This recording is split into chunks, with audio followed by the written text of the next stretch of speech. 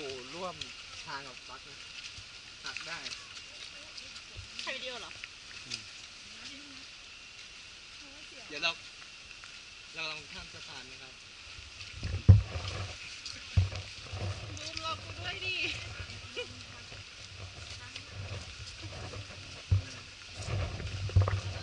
แค่ถ่ายภาพนิ่งไม่ได้เลยไปเดี๋ยวถ่ายเองโอ้โหวันนี้ดุจัง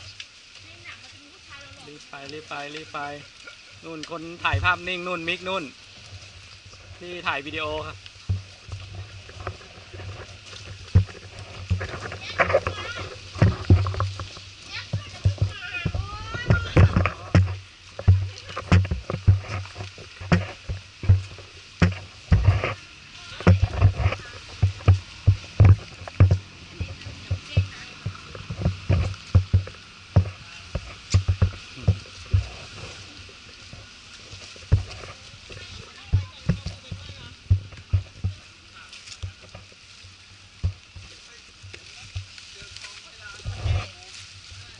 ยังไงก็เละ